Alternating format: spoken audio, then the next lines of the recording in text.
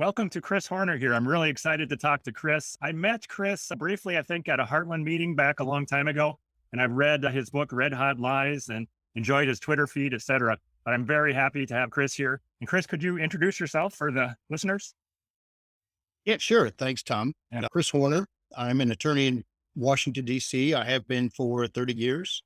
And since 97, a lot of my work has been for policy groups on climate, which is something I just stumbled into by virtue of my employment at the time and was fascinated by it, was shocked and appalled by what I was learning. And it's a long drawn out story, but I like to ask you, how in the world did you get to be a global warming guy? Do the kids still say global warming? How did you Uh, get to be a climate guy? they either say climate change or Catherine Hayhoe says global weirding now. And that's not really catching on, I don't think. That's having a second life. Al Gore is the one who introduced global weirding Oh, okay. very long time ago. And I didn't think, we had some company a few days ago and they asked what's Gore up to. And I was struck me that maybe you can teach old dogs new tricks somewhat. He, for decades, dined out on, he was Churchill and everybody else was implicitly Mm. wearing, let's just say, brown haberdashery. And there was another man who saw a gathering storm, he would Oh, say. yeah, that's right. Last week, I think he came out with, now everybody else is the Uvalde Police Department. So he's doing a little Yeah. twist on that. I guess the old Godwin's Law was catching up with him, but he decided to twist it. I just think it's so odd they're trying to sell global weirding because when you look at the data, actually look at it, there's nothing weird happening in the data. Bad weather happens all the time, but it was really bad in the past. It's bad now, but it's no worse now. But think about it. It strikes people as making sense. Why else would we talk about the weather so much unless it was on any particular day notable? Other than, of course, the uncomfortable pause that you have nothing else to say other than up enough for you. But generally, this is what do you talk about the weather? So it's always strange. I don't remember it being like this, but it was, and then it wasn't, and then it was again.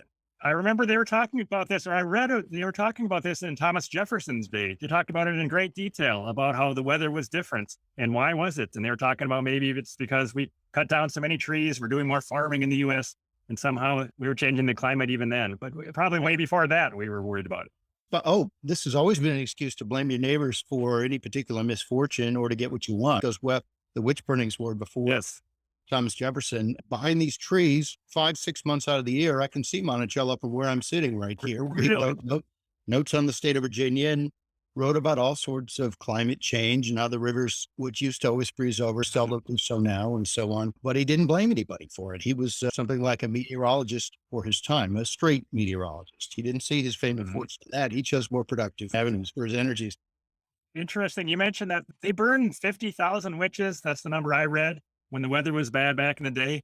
And in an attempt to, I guess it worked and the weather got better after that. And the Aztecs, wasn't the Aztecs, weren't they, when there were droughts and things, didn't they try human sacrifice to make the crops grow better because of the drought? Something about that. If I recall correctly, that was one of several excuses Yeah. for doing what they want to do. But that's a perfect segue into climate policy, because you'll notice that everything that's demanded is pretty much what's been demanded in the name of everything, and is again in the name of other things, like COVID or whatever. It just happens to be what we've always wanted.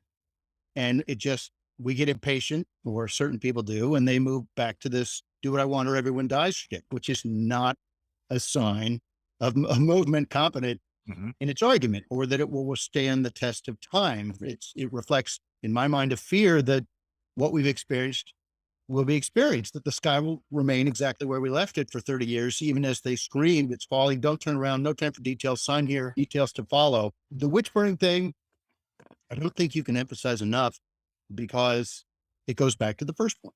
Climate changes. That's why I don't like this. Well, climate change is a hoax. Climate changes. Yes. Always has. Yeah. Always will. If it didn't, okay, that might be newsworthy. Film at 11. The wealthiest societies have always adapted best. Mhm.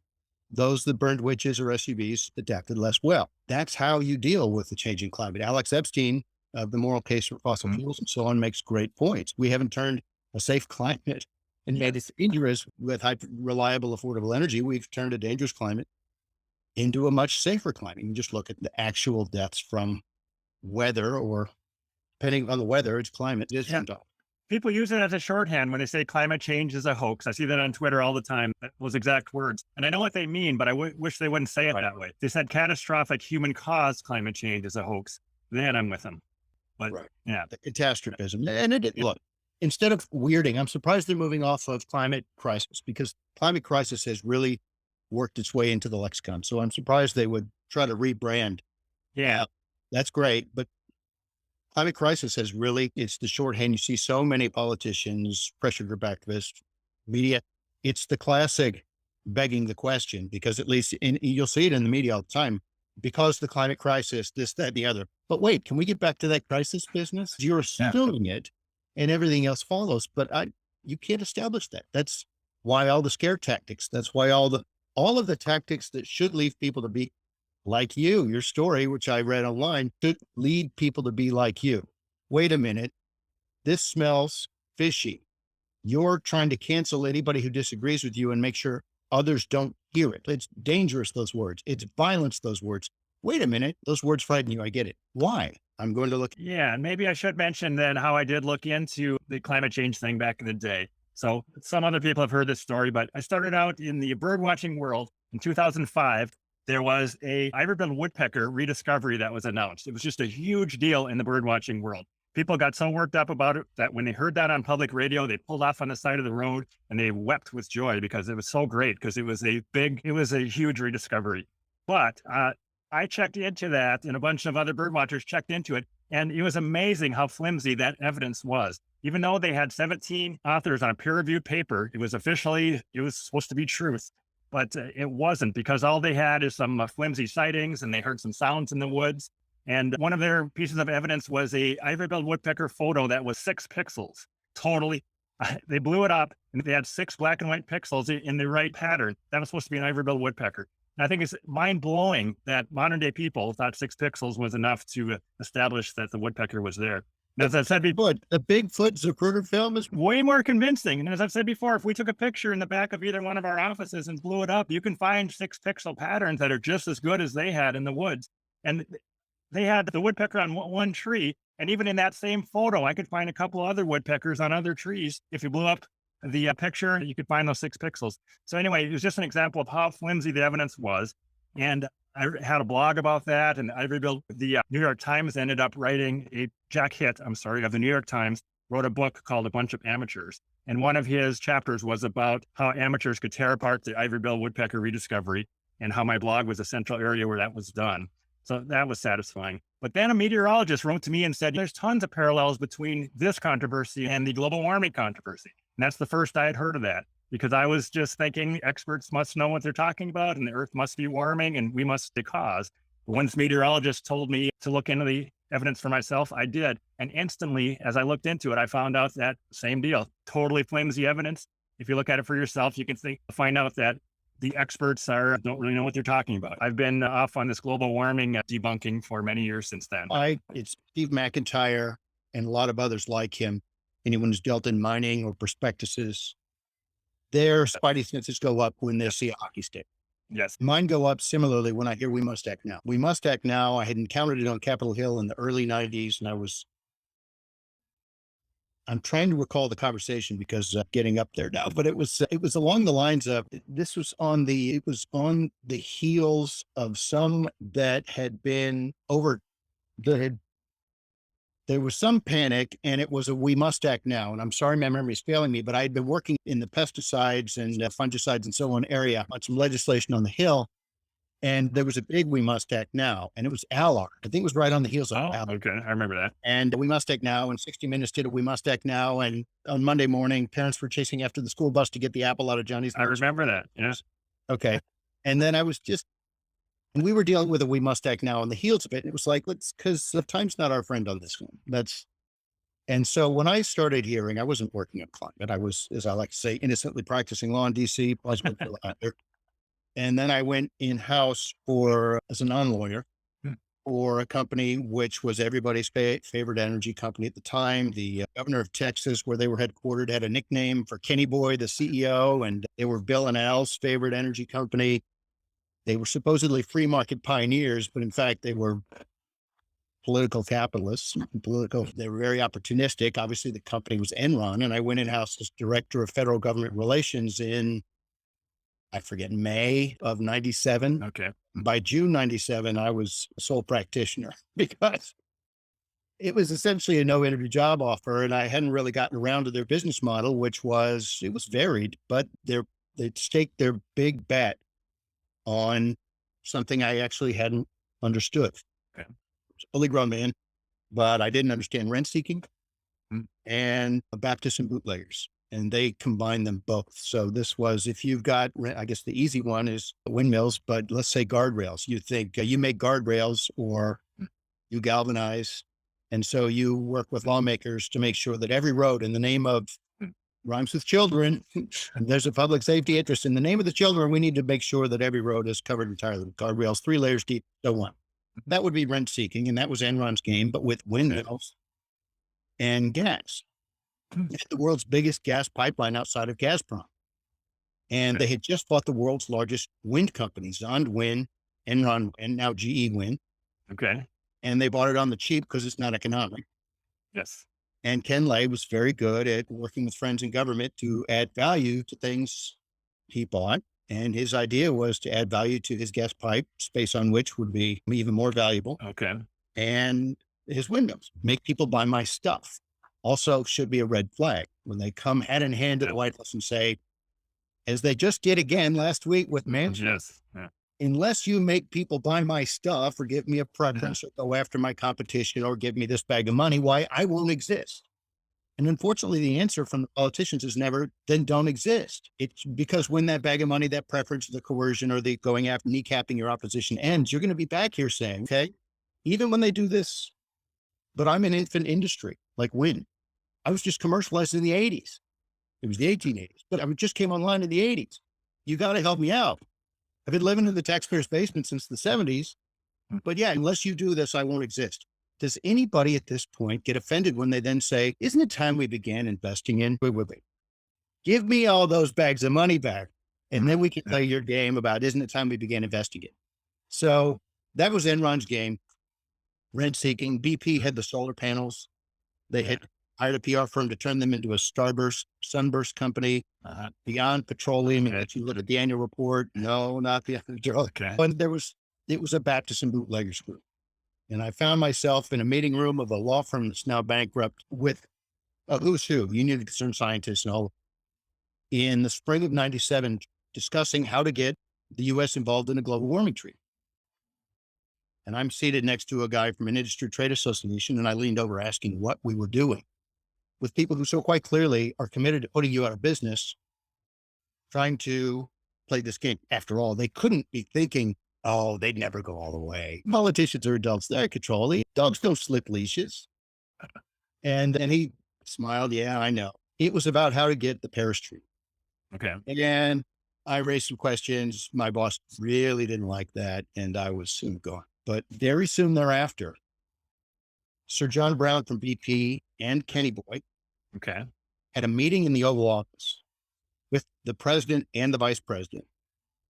And the Senate had just unanimously voted to instruct the White House, since the White House didn't ask for advice or consent, the Senate volunteered it unanimously and said, don't go to Kyoto and agree to anything like this. And then Bill and Al met with John and Ken, and they said, yeah, Article 2, Section 2, that musty old document. Enron and BP are in the Constitution too, somewhere in the back with all the scary stuff. And we think you really, and the memos briefing Ken Lay for that Oval Office meeting are available online, and you can read it. And it's a June meeting, and they're saying, here's what you got to tell them. I think it's June. No, it was August. I'm sorry, because the July vote on Bert Hagel saying, don't go do this. Enron was my eye-opening experience, and I soon began working with CEI, which is a classical liberal think tank, and I started doing open records requests instigated by that. Okay. Let's take a look at the junkets and what Enron was. How did Enron get so close, and what were they getting for this close relationship with the politicians? What about the other the Baptists and the bootleggers. And so it just led to a FOIA practice, Freedom of Information Act, and that just kept expanding because so does government. So you got to keep looking. Okay. And so over the years, we had some important revelations, the false identity of the EPA administrator, Richard Windsor, who was really Lisa Jackson. I'd like to hear a lot more about that if you can talk about it, or maybe Yeah. if you can, I'd like to hear that story. Yeah. I wrote a book, one of the ones behind me. So I started writing books in 2000, I think 5. Okay. May have been 7, I'm sorry. And The Politically Incorrect Guide to Global Warming and Environmentalism. And then after that was Red Hot Lies, which remains my favorite. Yes, I love it. It's a lot. That's a very fun book, in my opinion. Every time it's still good, a lot of fun. And I thank Mark Morano every time I see him because he was working up on the Hill at the time, sending out these daily compilations. And I would spend from 9 to noon every day just going through all these things Mark was circulating. He's invaluable. He remains invaluable. But at the time, he was really helping me pull together. And it became a book of look at from the totalitarian impulse. Why do they need to make sure that no one hears the other side, to what it is they're really asking for, how the IPCC works, harmonizing the underlying work with the summary that was written with Greenpeace and so on. Like, what? Don't you have that back then? And it moved on to, I wrote a book, Power Grab, and then The Liberal War on Transparency, which was a FOIA book. And when that got reviewed in the Washington Times, someone from EPA contacted me and said, the administrator's handle is Richard Windsor, and you ought to check that out. And we did. And it turns out, so if Barbara Boxer, if you recall Barbara Boxer, she had a hearing to try to defend against this. And she goes, everybody does it. She didn't name one person who does it. It's usually the case when they say everybody does it. Yeah. She said Christine Todd Whitman's email behind her name, she was George W. Bush's, limousine Republican, EPA, horse country, New Jersey, coming to relate the common man's concern to overregulation. And it said behind her name, to T.O. Whit, which was her nickname. Hey, Whit. Okay. But that was behind her name. That was what's called the alias in tech terms, I learned. Whit, but it said Christine Todd Whitman. It didn't say some dude you never heard of. And at the bottom, it said Christine Todd Whitman, Administrator, U.S. EPA. Richard Windsor didn't have a tag. And in fact, we have emails of somebody saying, Mr. Windsor, could you put me in contact with Lisa Jackson, et cetera? And we had a lobbyist, I think it was Siemens, writing her at Richard Windsor. It was her fake. It was a false identity, which is, believe it or not, a no-no. And federal records have to identify the parties. You can't say I'm Charles III or the Lord Richard. So the reason for that was to avoid a FOIA disclosure, or what other reason is there for that? Yeah. So why would you do this? Why would you say, you've heard, what is your blank name? What is your adult film name or something? And it's that your pet's name and the street you grew up on. That was her. She said, my dog's name was Richard and the street she grew up on, or she was in Windsor, New Jersey. So that's how she said she came about. But why? That's the question. What's the point? We can't perform brain surgery on Lisa Jackson, but we do know, how would it play out? What does it do? We know, unless there's a big posted pad on the wall, the FOIA office at EPA, any request for Lisa Jackson email, you have to search Richard Windsor. Yes. Yeah. I'm speculating, but I don't think there was. They never claimed that, yes, the FOIA office knew. And we got, I think, 120,000 records when we asked for all the Richard Windsor correspondence, including with industry, where she's saying, here, don't contact me here. Contact me at my Verizon. Okay. And that too is a no-no. So it's a gateway drug. And maybe the other BlackBerry, it was a Verizon BlackBerry she carried. That was the gateway drug. She ended up also with a false identity used among colleagues. And it was, I'm willing to say the purpose, I know the outcome, was to frustrate congressional oversight, FOIA, any sort of transparency or oversight. And so that's the only thing we know that definitely would have flowed from an administrator adopting remember, this is not an alternative that secondary. They typically have the public facing one and another that colleagues use. Okay. This is a false identity. Yes. Richard Windsor was not a person at EPA. And the sole reasonable conclusion for this was to mislead, to avoid scrutiny. So that was a problem. And that got attention. And it turned out the Associated Press, to their credit, took a look and found that a bunch of these folks were doing it. So Barbara Boxer could have named that other Oh, people, but she misled. She said other people use aliases, and an alias will be what's behind your email. It may yeah. show Tom Nelson, Yeah. but it'll be Zoom King one. And Okay. we had a lot of that. We found that the Obama administration then wrote their clean power plan that the Supreme Court just at long last drove a stake in Yes. Mm, on somebody's Yahoo account. And he gave the pen, in essence, this lawyer at EPA gave the pen to green groups at his Yahoo account. And we went to the same law school. I'm speculating because he's a lawyer. When he left, he looked at the departure form and he saw, I swear, I'm not taking anything with me. No records. And you can't have the entire blueprint for the Clean Power Plan and how you let the Greens write it on your Yahoo account when the law says if you're stuck on a desert island and you only have access to Lisa Jackson's Verizon or your Yahoo, you can use it, but you have to then forward copies of all of it. So on his way out, he dumped an enormous history of the Clean Power Plan into the EPA system. Okay. And we got that and presented it to the DC Circuit in an amicus brief. So I found those very productive. They were instructive, whether or not you, and many people clearly disagreed that it was proper for the public to use open records laws to potentially frustrate, but anyway, educate the public on how these institutions are being used, if those institutions are being used in a way that the journalistic class likes. Okay, I know a particular reporter with a particular New York daily newspaper who told a colleague of mine that I was just as bad as, I forget, somebody was stealing things. Okay. Because by using FOIA to expose the Michael Bloomberg planting lawyers and state attorneys general, Okay. because he really liked what they were doing. But again, there's this sense that FOIA was written by them. The Washington Post wrote an editorial on May Day of sometime in the 90s, I think, about me, because I was involved in litigation trying to get ClimateGate records from the University of Virginia. Now, you have to understand the public service involved here. ClimateGate happens. Oh, that's out of context. It's thoroughly misrepresenting it. Okay, we would like to see the context. No, anyway, there's a law that says we can see it. And when we pressed that, the Washington Post wrote an editorial saying, and you should see the title of his books. He wants to access public records. I don't think so. They actually said, look at these book titles. Now, this is not the right kind of person to access public records. And a university we recently beat in court this spring also tried that.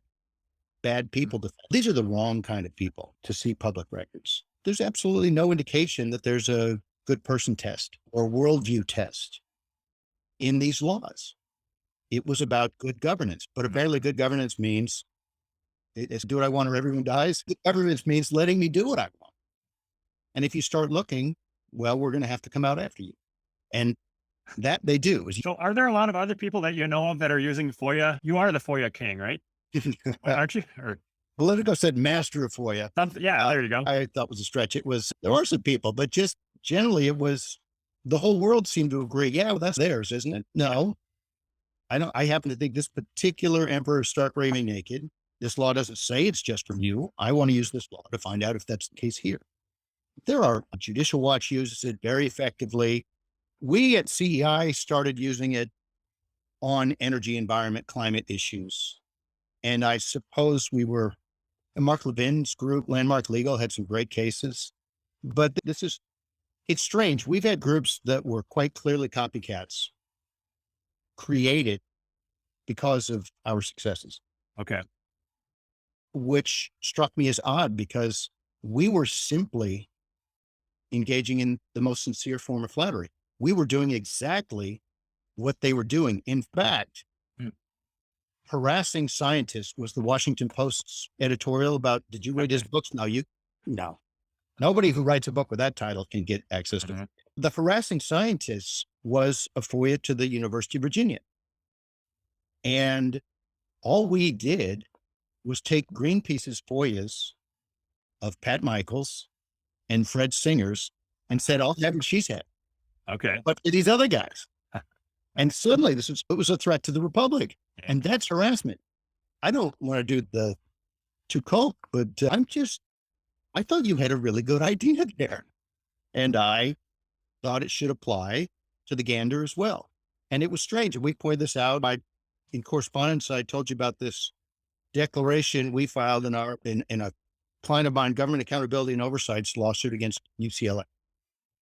Their law school, like several others, are involved in this climate litigation industry, and they're providing boiler rooms for the tort industry. Okay. Donor provided boiler rooms at institutions, and this generally Columbia, Chicago, Harvard, and LA. Okay. Okay, I paid for this microphone. I'd like to see how this institution is being used. It's a public university. And we pointed out in my declaration, they're doing the bad person defense again. Okay. And they do it particularly at universities. It's when there's this unique flip out. Okay. Even though the entire practice of seeking public information from universities was cribbed from Greenpeace doing it at UVA. Okay. With Pat Michaels and Fred Sim. Okay, sounds like a good idea. And we pointed out, we're simply doing what by their actions they had sanctioned all along. They thought this was a great idea. They thought it was in the public interest. They thought the law read as it read until people they didn't used it. To me, that's a big tell. Big tell. Like, which time are you sincere? Which time are you telling the truth? This is what it means or it doesn't. Yeah. The climate thing is it just infected with that good person, bad person thing. Ad hominem is like the first and last resort, the bottom of the hierarchy of arguments, but it's the first Right. refuge of a climate activist. And that's one of these big tells. I got to shut you up. And did I mention he's a bad person?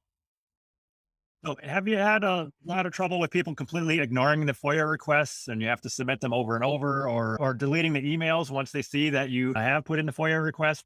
Like that was in the ClimateGate emails. A FOIA request comes in and then their internal emails show them talking about deleting the stuff that the people wanted. Yeah.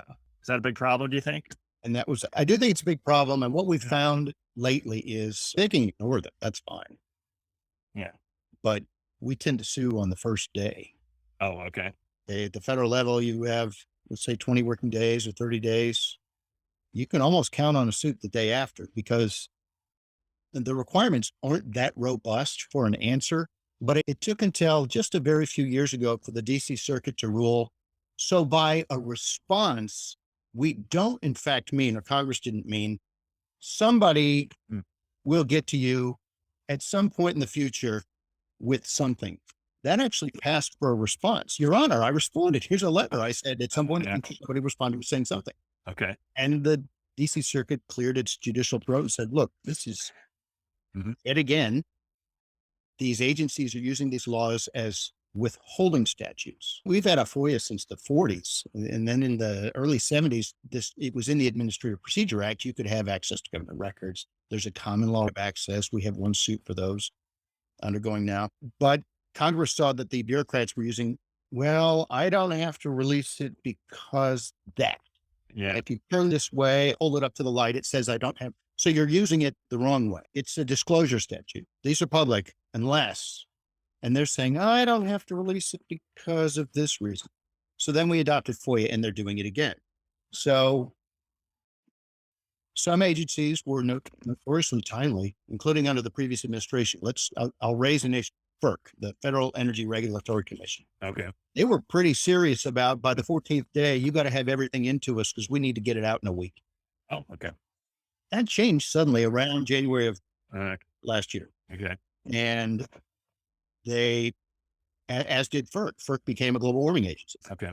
So did Health and Human Services, the Office of the Control of Concurrency, as there's a whole of government approach to doing what Congress has not said do. This student body, everybody do it and let's see what we get away with. So some agencies are notoriously derelict. Some used to be good and they become derelict. In the end, they've all decided you have to sue. That's really why, and you can sympathize with it, judges generally don't like that law. Okay. Because agencies don't comply with it. So requesters sue. With that said, bureaucrats are adaptable. So are political appointees. So Richard Windsor was one thing. And there was Gmail and Yahoo. And then the law was quite clear. just because you use a private account doesn't make email private, make it any less public. If it's work related, it's work related. Okay. You can send smoke signals. I don't know how we're going to capture them, but it's Yeah. still a work related. If it's to the extent smoke signals are record, Uh-huh. and they do something like smoke signals now. They're Okay. using Signal on WhatsApp Oh, okay. and claiming they don't have anything because they're disappearing their messages, which is a violation of several laws. Okay. But they're regular text messages now. You can send a FOIA and get those if it's about the official EPA business. I just had the White House claim through the Department of Justice last week, 2 weeks ago, about the Securities and Exchange Commission's big climate risk disclosure. They're going to, Smart. anybody they don't like, they're trying to compel confessions in their annual reporting. Okay. Yeah. I'm killing the planet, and therefore nobody should lend to me, is the bottom line. That's like an annual form. And so on behalf of a couple of clients, we have requests for records like that from FERC, SEC, and so on. And it turns out SEC officials use Signal. There's just this violation, once again, in violation of the laws of probabilities, like all the climate scandals and so on. In violation of the laws of probabilities, for some reason, political appointees at FERC all just downloaded the Signal app. I'm sorry, WhatsApp at FERC and Signal at SEC. It's just one of these things. It's just, they just sense it. And they don't text each other about it. Okay. They just all happen to have Signal, Signal at SEC, WhatsApp at FERC, and then it goes on. White House climate advisors like Signal. Okay. It's not that hard to find some things out. Yeah. And it's perfectly fine to download that, but you have to. What's the point of an encrypted app that you're not sending to the offices the law requires? It's what's the point of Richard Windsor? Right. But the law is clear, and the law has caught up. The theory remains the same. When Mitt Romney was found as governor to have used a private email account, nobody doubted that those were state records. I'm trying to figure out what changed. Okay. So text messages 2 weeks ago, as I was saying, the SEC through the DOJ told us, yes, we have 10 text messages between our commissioner, the chairman, and either these 3 White House climate officials or Janet Yellen, the Treasury Secretary. Okay. We have 10, but we're copping to 10, but they're all privileged in full. So the name, yeah. The date, yeah, that too. The colon between, but no, it isn't. It is, okay, this is a stolen tactic. Okay. And then we had 184. You said, what do they do? I'm telling you, they use Signal, they use Gmail, they use Yahoo, they use WhatsApp, they use Twitter DMs, they set up groups on Twitter. Our job is to constantly find them because, again, these are the public's records. They reflect the transaction of the public's business. For the most part, the media don't care because, as we've seen in text messages, the media are texting them and so on because their heart's in the right place and so on. That benefit of the doubt that's very dominant in the climate. Like, whatever you say is probably true because I agree with you and whatever you say is, you're bad people. So they said, we found they're using Teams chats in this administration as full alternative to email because .gov emails are too obvious. And Gmails, they have to attest. They all know the separation form says, I'm not leaving with anything. So maybe I'll set up Signal and disappear the messages, or maybe I'll use Teams chats because until very recently, nobody thought of asking for that. Okay. Microsoft Teams meeting. I don't know if the Zoom equivalent, let's say they use Microsoft Teams. Okay. And there's a chat function and you don't have to be in a Teams meeting to use it as email. Okay.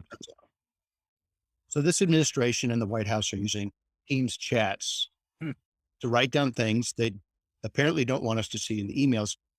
Maybe it's just they find it easier, but the problem is in the same response from DOJ, they said, we have 184 Teams messages between the chairman or his general counsel and the White House. This is the independent agency. This is a commission. Okay. And those 2 are privileged in full. Now, I have a bunch of the EPA air chief in waiting, Joe Goffman's Teams messages we got in litigation. I know what they look like. They look like emails.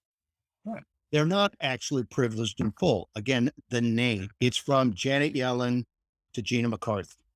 Okay. And it was on this date at this hour.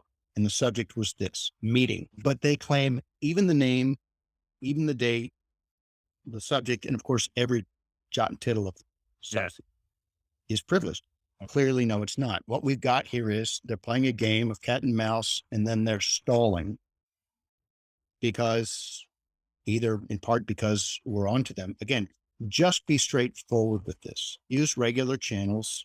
Understand the law says if you accept this job, you're to create a record. There are reasons. There are FOIA reasons, Federal Records Act reasons, the National Archives and Records Administration posterity reasons. It all gets shipped. Okay. The things that get taken out as transitory. And they're engaging in all these games with different technology, like the false identity, I suggest, because it makes it more difficult and takes much longer to use to educate the public. This is how your institution is being used. That's the point of this. It's the point of what Greenpeace was up to. I'm sure they had a longer game involved, but here's how the University of Virginia is being used. We think Pat Michaels is a really bad guy in the public, and we're going to try to, okay, we want to see Michael Mann's. Well, that's different. I don't see how it's different. And they've yet, after 20 years, they've yet to make a compelling argument how it's different, except that we're bad people. So that's the point of all this. The Supreme Court, I think in its first FOIA case, the public has a right to know what its government is up to. That's true. It's codified. It's well established. It's part of the deal. When you take that job, that's the deal. Not everybody agrees with it or likes it. You said back in the Richard Windsor days, the Associated Press was on board with digging into this a little bit. Was that the good old days in the mainstream media, or nowadays, are they as willing to dig into that stuff? Or anything against the global warming narrative at all? I'm not seeing it myself.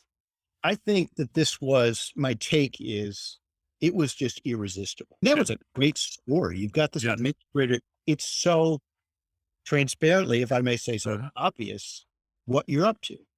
A false identity, complimentary, that's commitment.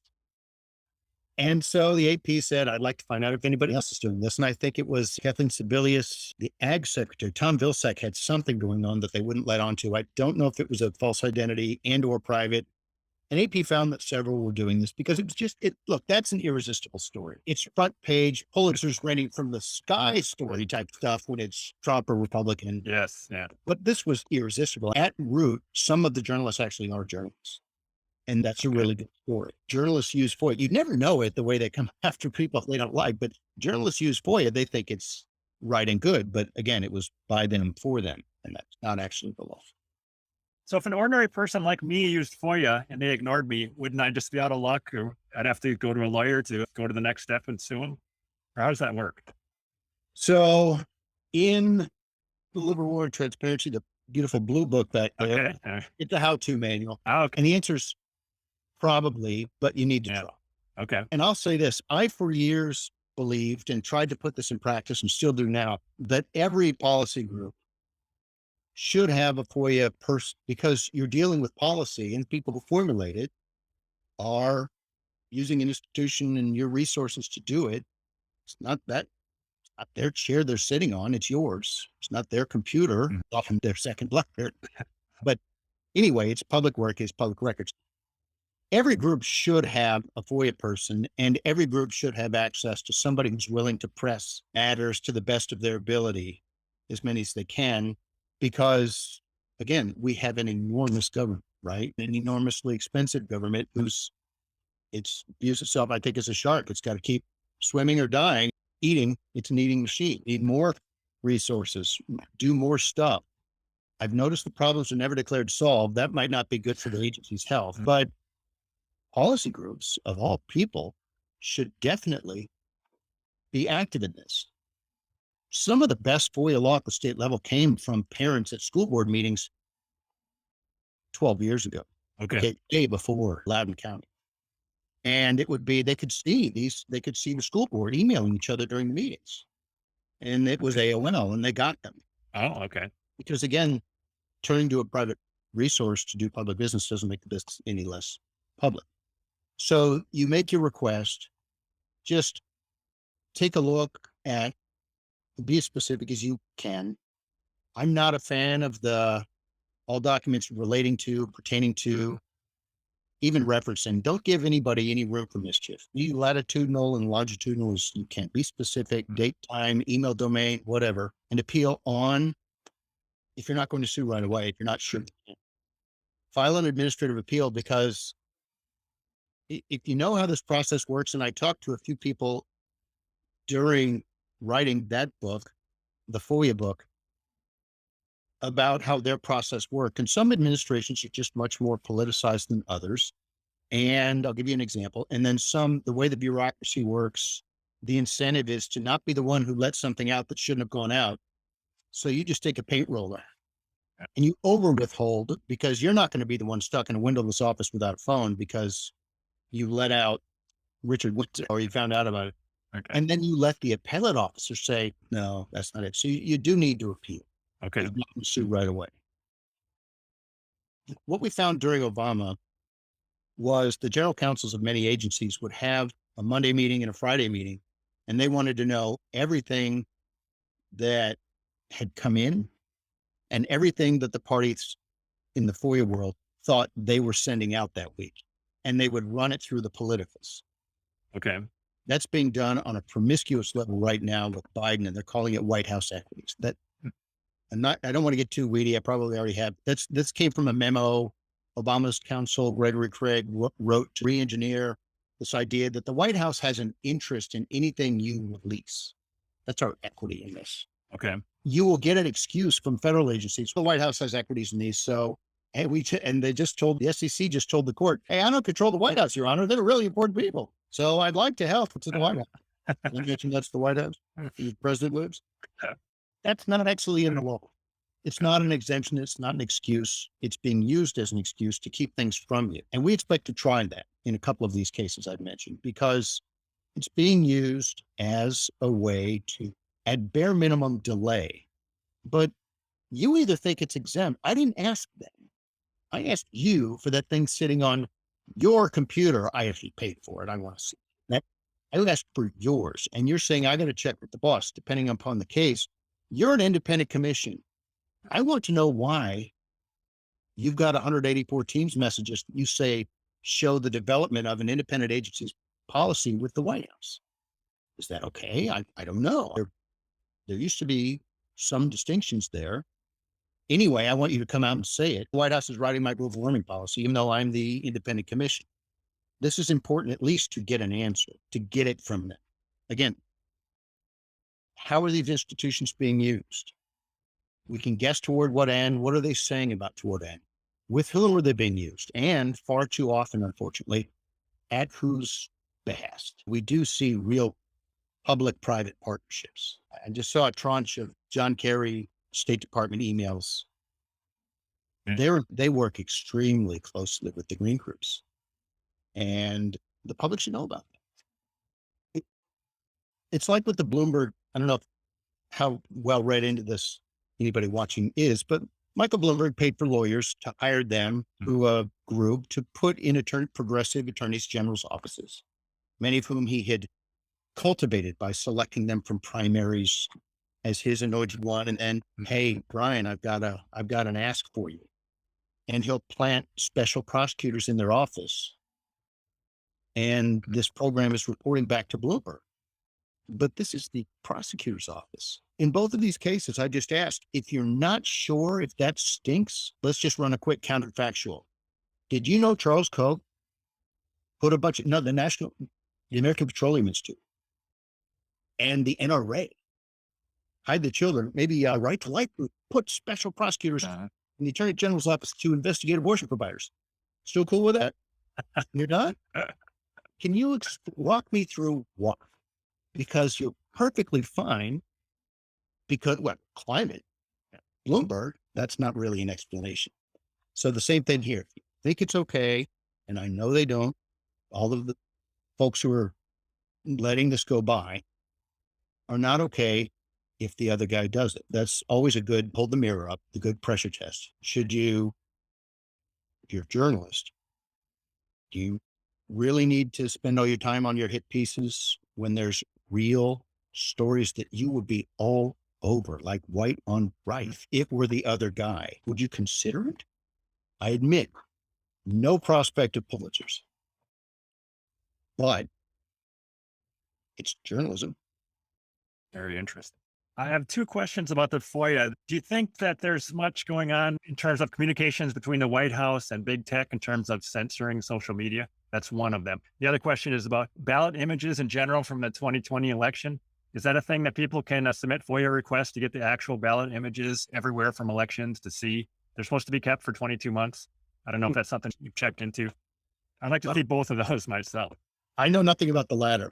Okay. But if something's supposed to be kept for a specified period of time, Yeah. be kept for a reason. What is the reason? Okay.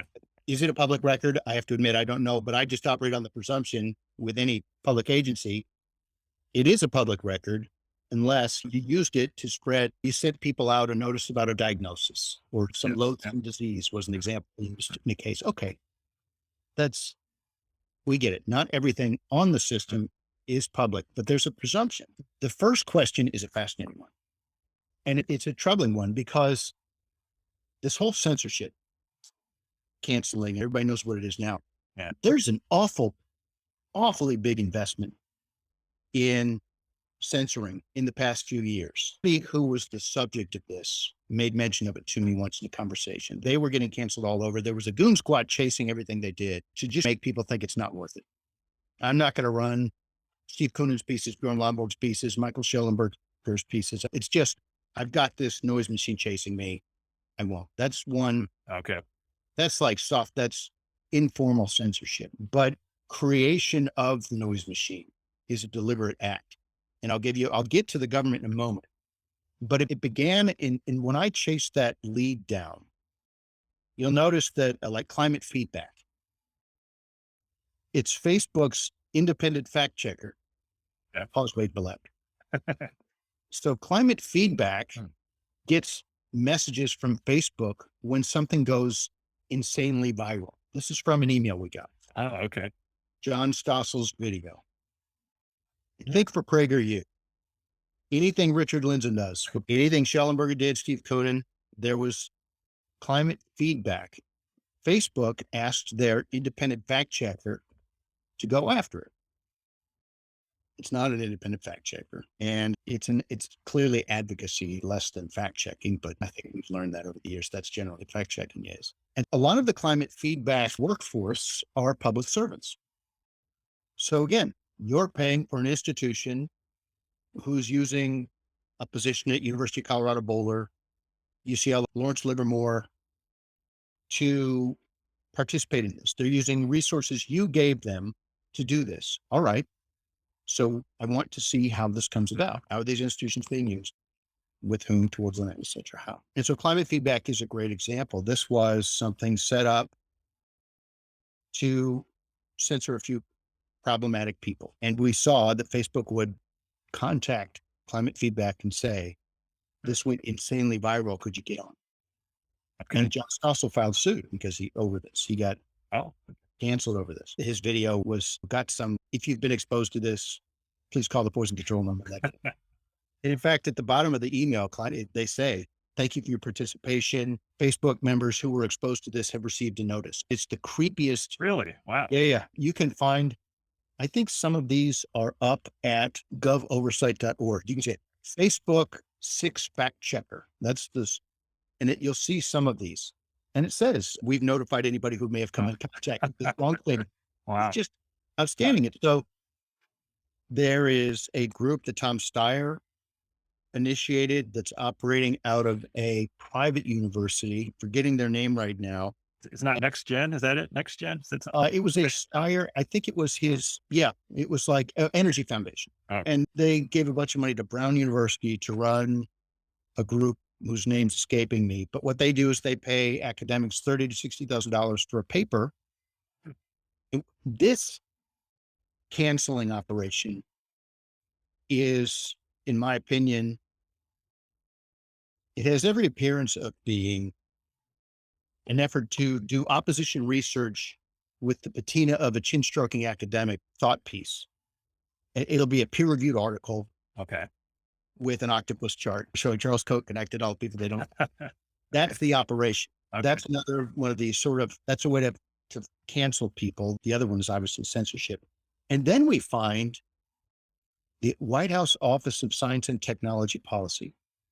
They had a meeting, a public forum where they brought usual suspect, Naomi Oreskes, and folks the House brings up to testify, then to have a panel, a scientific panel. What's wrong with these people? What do we need to do to get around the fact that a lot of people aren't buying what we're selling? That they've noticed the sky remains exactly where we left it. And this office has been, as it was with John Holdren, quite an environmentalist activist if there was one. No, I'm just spitballing here about sterilizing the population through the water supply. I'm just throwing it out there for discussion. I never promoted it. I'm just saying, let's talk about it. He was talking about an ice-free Arctic in winter, he said. I don't know if you remember that, but yeah. Someone might check. He said a lot of things. Yeah, I know. And OSTP has returned to those roots. This is an interesting one. Jane Lubchenco is the deputy director. The director got chased out because he was mean to people. And I think he was the one who's trying to bring in hired Google people Okay. to help him. Google was going to place employees, but they would run it through a C3. Okay. And it got some pickup, and he decided to spend more time with his family and so on. And they've got Jane Lubchenco as the deputy. Well, she worked at NOAA under Barack Obama and was still using her Oregon State email address for NOAA work. And so parties have asked for emails about this. We have an event like this, and they use some silly phrase like it's as devastating as it is dangerous, or pernicious as it is something else. A lot of alliteration from anxious advocates, and just sort of name calling, chin stroking about what's wrong with these people. We need to assess what psychological condition would lead to them opposing what we want to do. And that was a sign of, okay, your office is, you may have lost the plot. Again, you're the Office of Science and Technology Policy, but I know everything you want is, so you're the party of science. So everything you want is science. And they were bringing in Google people to do it too. So censorship's a really big deal with these folks, and that should come as a surprise to nobody who's paid attention to climate. I like to think, and I've corresponded with you for probably 20 years on and off, and known you in one way or another. You've been in this for a long time. I have, yeah. And you know that we were the subjects of this cancel culture way before it was cool. I used to speak on campuses quite a bit. And I still remember when I can think of anecdotes, which would be every single event now. But there were some events. Sometimes they were respectful. Sometimes they were clever and they'd cough throughout. They all the whole time. Really? And sometimes the SDS chapter would show up and they'd try to burn stuff.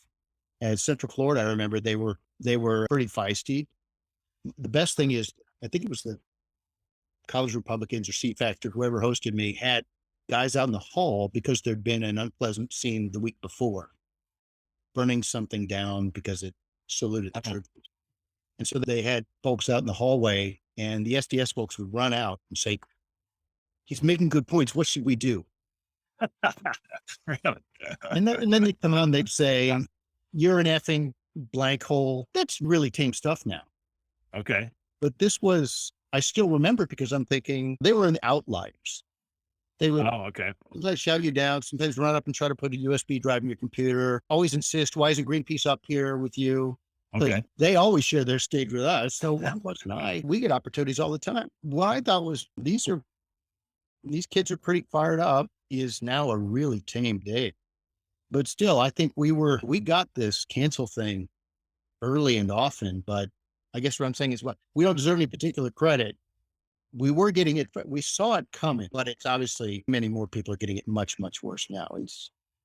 This was a canary in the coal mine, the way they treated dissenters on the climate agenda, who came to the issue like you did.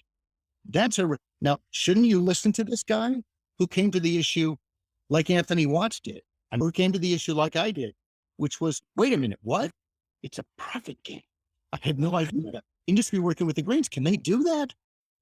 That's a Steve Martin reference there to profit deal. Yeah. But yeah, I've talked to lots of skeptics, and it seems very typical that they started out as casual believers and then looked into the evidence. Very common that they were believers first, then unbelievers. Longboard is a great example. Yeah. And he's been treated so awfully. Really, Yes. Yeah. Yes. Yeah. physical assault is too much. All right. You can shout people down and cough when they're speaking, but he was a sign. These guys are, I'll tell you one other sign. University of North Carolina, Charlotte, gave a talk to a student club there, and the faculty advisor to the environmental club came, and just he behaved like a jackass to the point the kids came up to me afterward and apologized for their faculty advisor's behavior. Oh, okay. Yeah. So we know where it's coming from. This is this erosion of the willingness to engage in, we must destroy our democracy to save it and so on. This was coming Yeah. from faculty, I think, all along. That example stood out. Faculty advisor, some Yeah. students, one student told me he was being penalized because the teacher told him, "Oh, you're that Chris Horner guy." So again, Okay. we didn't see it coming. And only in Yeah. thinking aloud in hindsight, I'm realizing, yeah, it's the indoctrination. It was coming from faculty. Yeah. But, Okay. and I don't know, has it gotten worse because of faculty, or is it? Yeah, I don't know how it is on campus right now, but I just talked to Chris Marks last week, and actually he said, as a climate skeptic on campus, his experience hasn't been so bad. So I was glad to hear that, but that's the only data point I have on that one. This is absolutely gold. So thank you so much for doing this. And then I would like to find out what your take is on the Supreme Court decision from last week. I don't understand it very well, but I bet you do.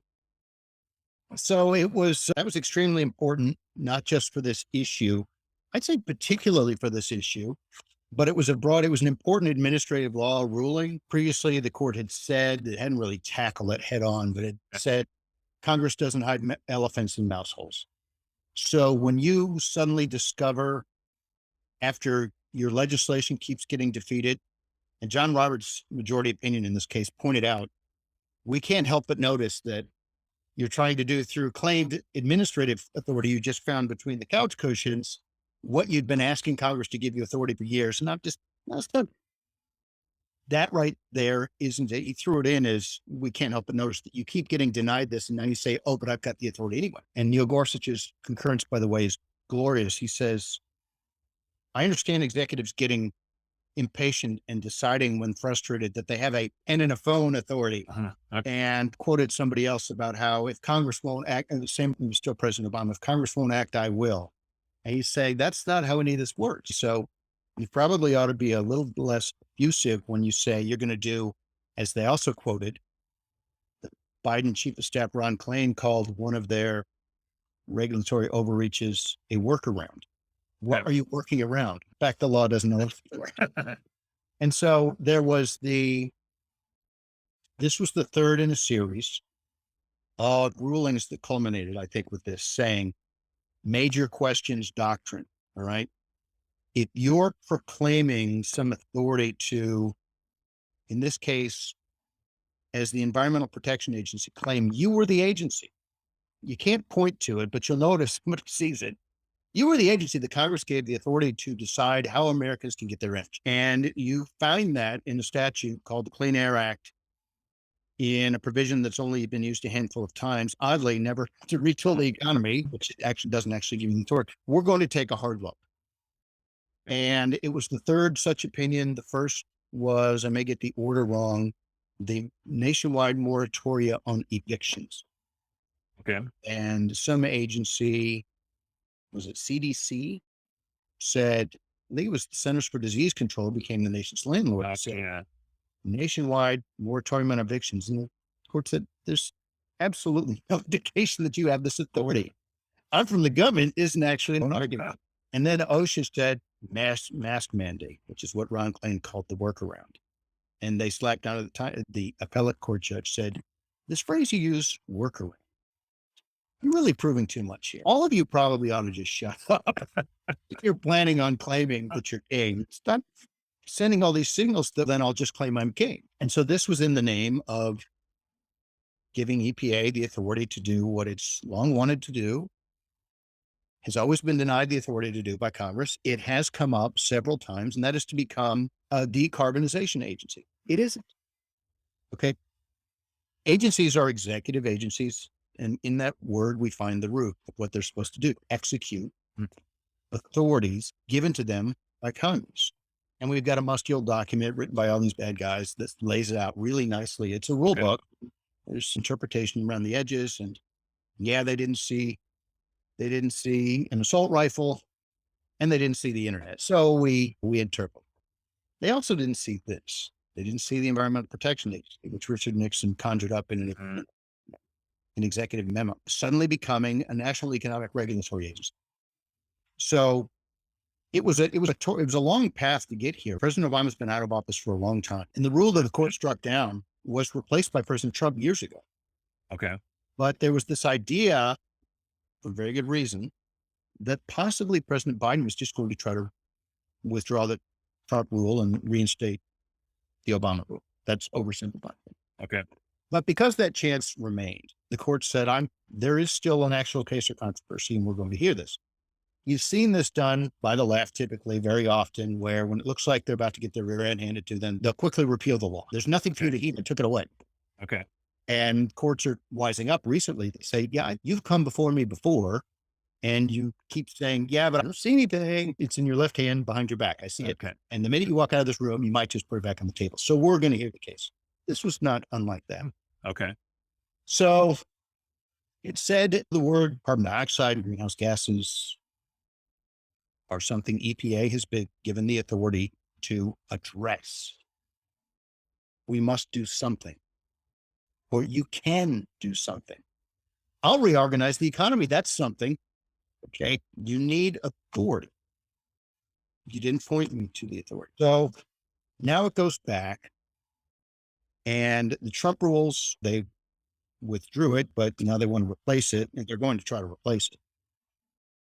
Despite what Joe Manchin and Chuck Schumer are agreeing to and may actually enact, and there is a provision in there in this spending orgy to try to give EPA something like $42 million to keep cooking up these regulations.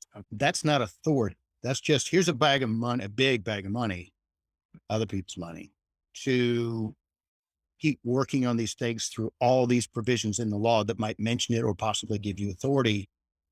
But the question always going to come down to, but can you do it?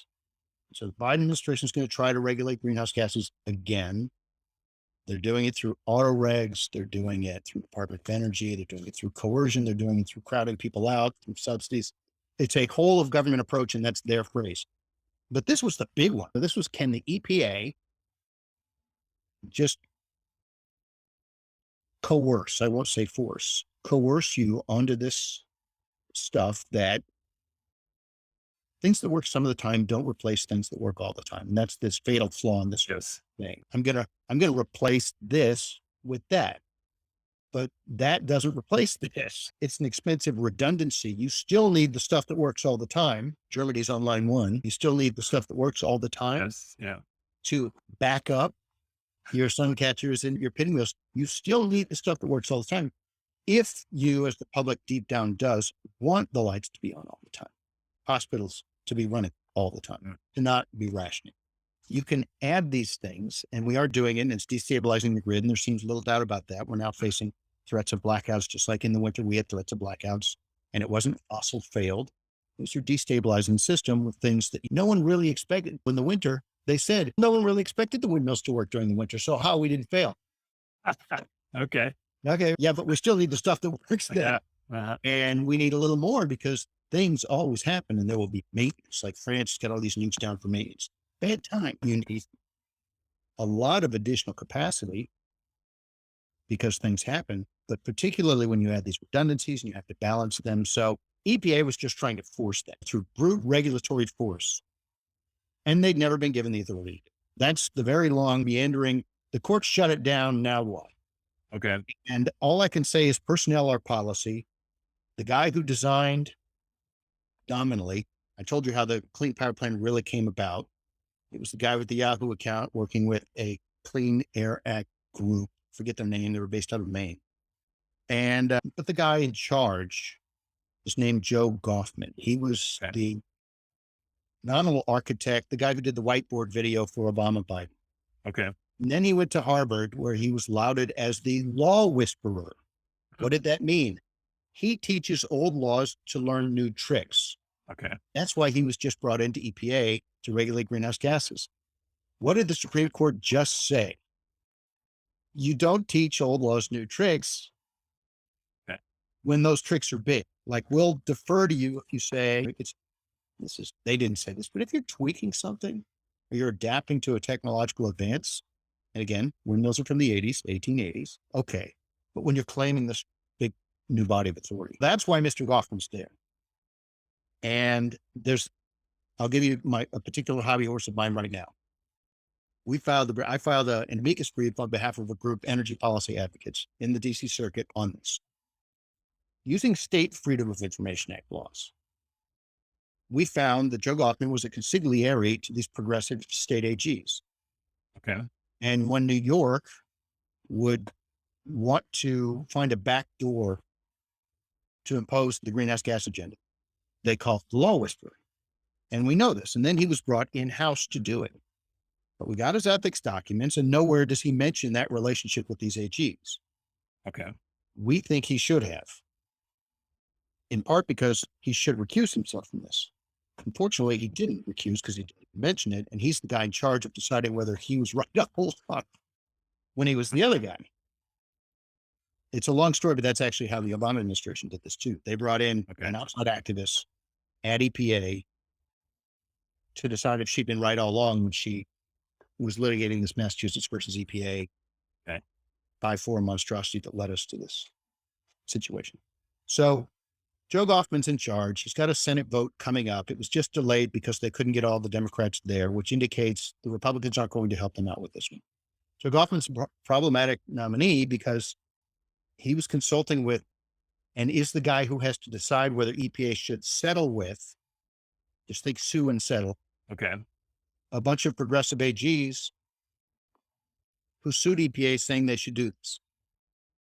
Just picture if you and you want to do something and you ask me if it's how to do it, and I give you the solution. And then I go into the DeSantis administration and you sue the DeSantis administration to do it. And I go, more in sorrow than anger. I think Mr. Nelson's right. That's what's going on here.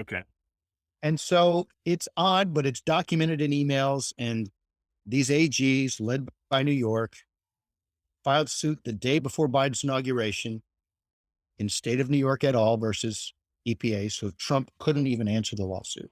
There was this one. It was very clever. It had been designed months before, but they waited until the day before his session. So there's no way Trump's EPA could answer it. And now Joe Biden's EPA, led by the guy who came up with the idea, keeps stroking his chin, wondering if maybe these AGs have a point. It should never have gotten to this. You should not have the person in charge who was involved in deciding how to get these schemes rolling. He should recuse himself. The Wall Street Journal distilled our 25-page brief in a brilliant 800-word editorial called Biden's Backdoor Climate Plan. It was last March, but man, did they nail it. They laid it out. So by hook or by crook, I'm sure you didn't think they were going to give up, and they're not going to give up. And I suspect the plan is to not go through the front door. The plan is to go through the back door, which the Supreme Court just said, we're getting a little tired of you going through the back door. All right. There wasn't even a back door. You got out a chainsaw and said, I came in through this hole, and we're saying you can't do that. And they're going to impose the global warming agenda through EPA through an ozone standard. Argument is warming causes ground level ozone. CO2 causes warming. Therefore, you can meet your ozone standard by reducing CO2. They can't get the Clean Air Act to be a CO2 reduction mechanism. So they're bootstrapping it in, going through the back door, and they're saying, you can reduce ozone, or because I'll say you're reducing ozone if you impose greenhouse gas regulations, we'll accept your state plan. Again, it's extraordinarily complex. It's also convoluted. I'm oversimplifying, but that's the plan. And I say the journal did a better job in 800 words than we did in 25 pages, but we had emails to cite and lots of things where it was very clever. And it was a long march mentality, which the Greens definitely have. They reached out to former Obama Biden people, who put them in touch with the network of former EPA people, who said, here's how we think you can do it. And instead of conducting science, they said, the IPCC is going to come out with a new report, just adopt it as yours. Sounds familiar. Okay. They laid it out in a PowerPoint. And then the guy who was behind this went in-house to decide whether or not this was a good idea. I think I know the answer, but they won't tell the court. This is probably too inside already, but I think they've been waiting to do this until they found out how the Supreme Court will rule. Okay. All right. And now that they know they lost, I think you'll see this pretty soon happen. I hope I'm wrong, but I do think, here's why I hope I'm wrong. They can't get away with this now.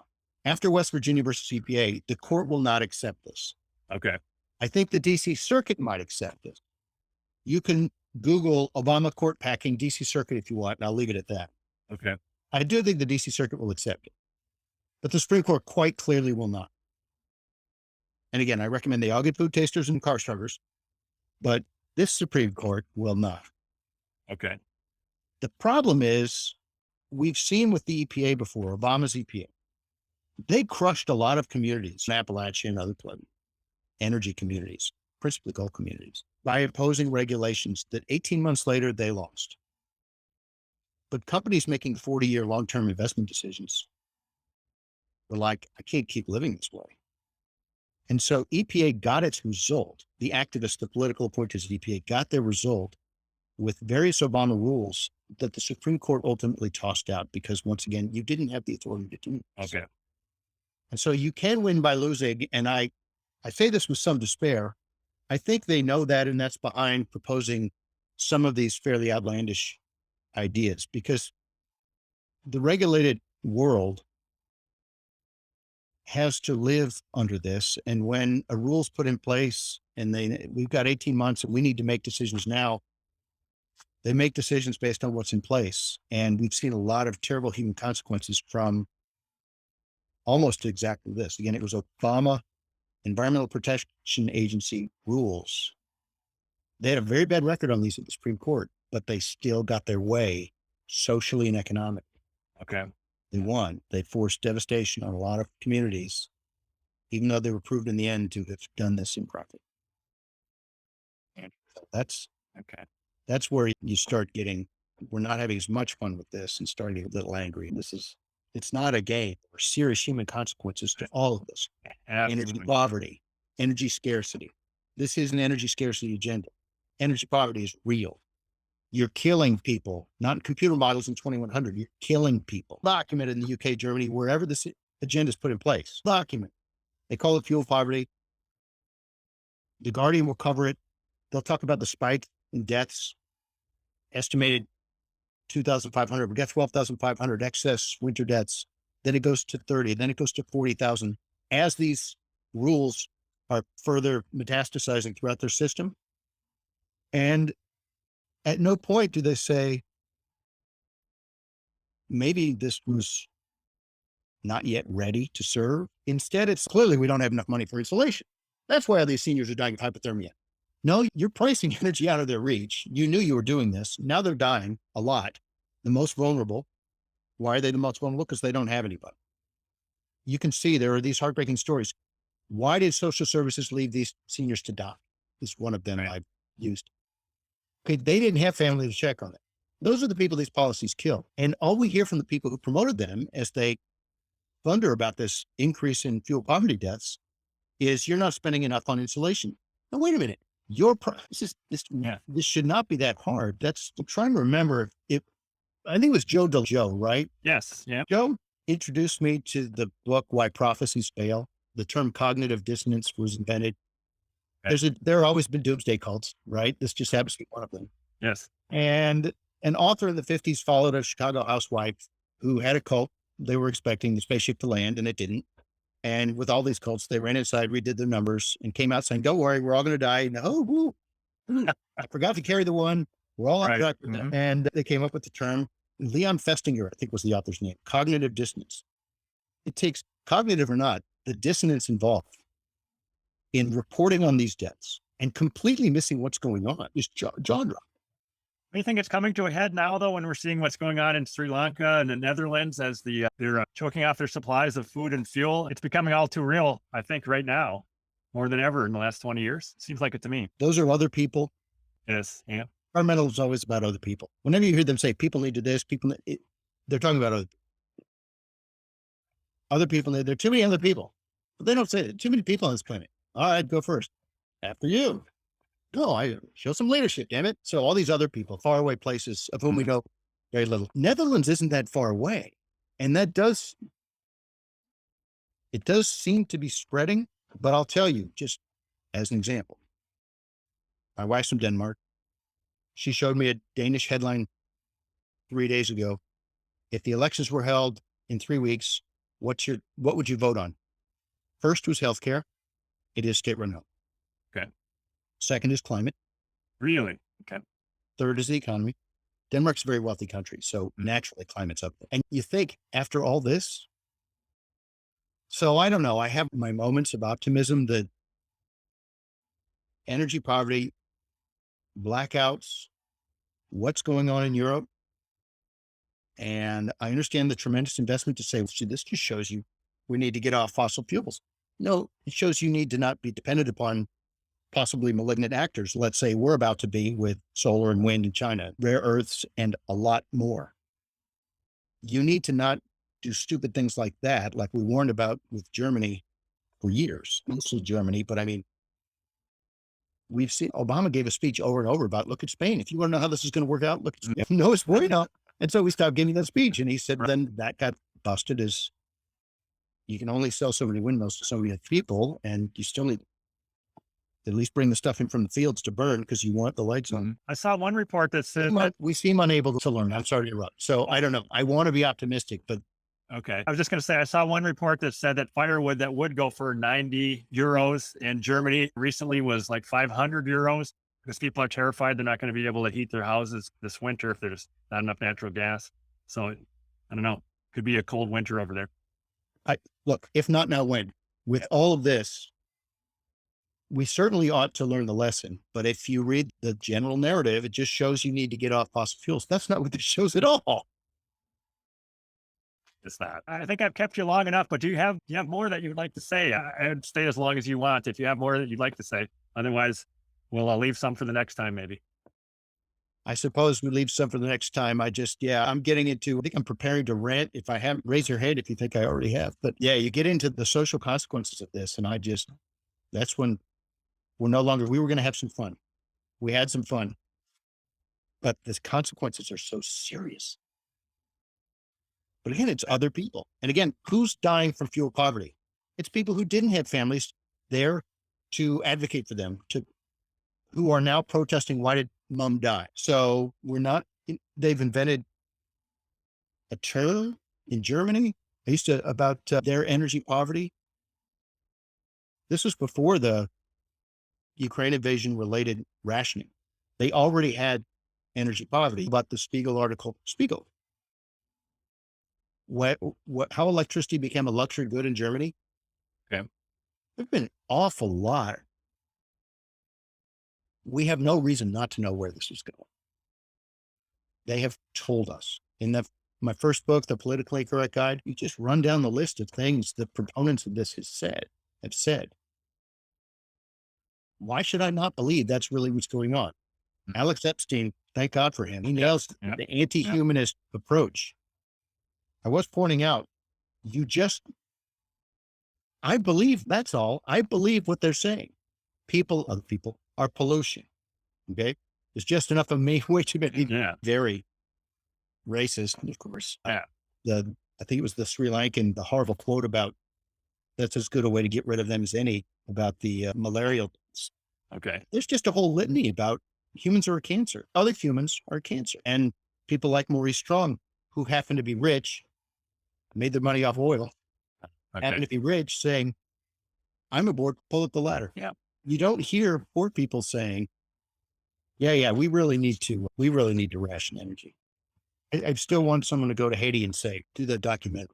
Are you all going to join the Paris Climate Treaty, or are you going to make some commitments in Paris too? Real ones, not just promises to have a capacity building committee in return for a lot of money, which is what these agreements do. Now we've learned with China. You promise that you're next. Now is next. And they always say, next time, no, this is still historic. No, it's a historic liability. It's not ours. Even though you and I have been at this a long time, they always said we're next time. Right now, Yeah. you next time. Yes. Yeah. It's always next time. I'll always gladly pay you for some energy rationing in your country today. Well, ask 80, are you going to ration energy? Or you want to agree to this stuff's killing the planet, no matter who uses it? And the proper response would be food, fuel, medicine, shelter. I've got my hierarchy of needs here. If I get rich, I'm going to start regulating the parts per thousand. If I get rich, I'm going to regulate the parts. If I get really rich, I'm going to pretend I can control the weather. But for now, I've got needs, and you're talking about intentionally imposed depression, poverty, and we're living that. So you can sell that to rich guys. Exactly. Yeah.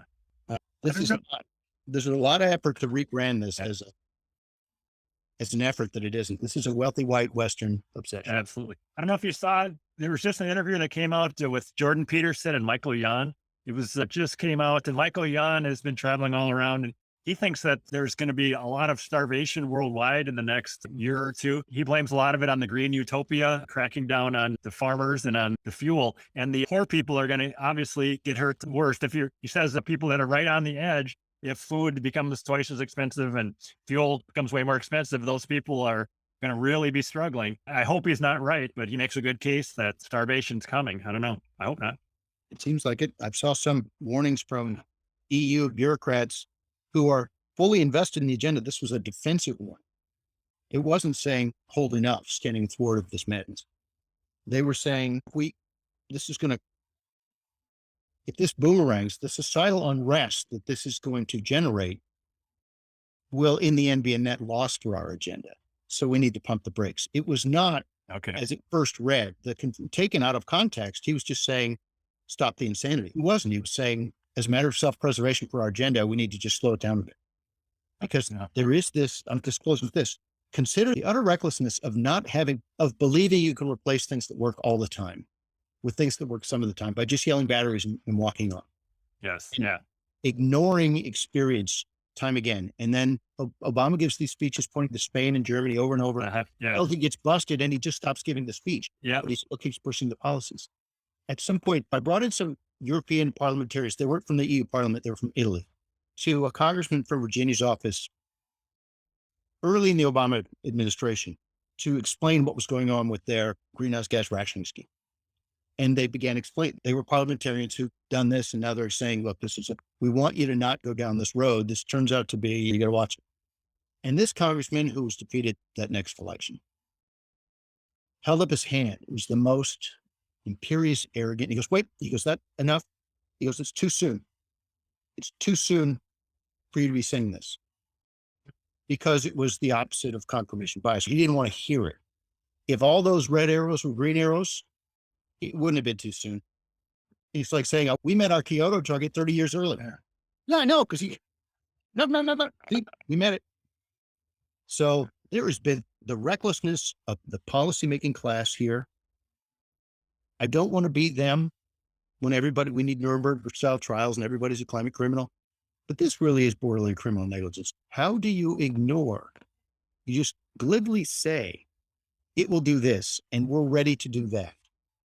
And you're greedy, you'll figure it out, is probably the best way to consider what they're saying. When, again, there are physics, there are issues here. You can't just yell batteries and walk on. People are dying. Anyway.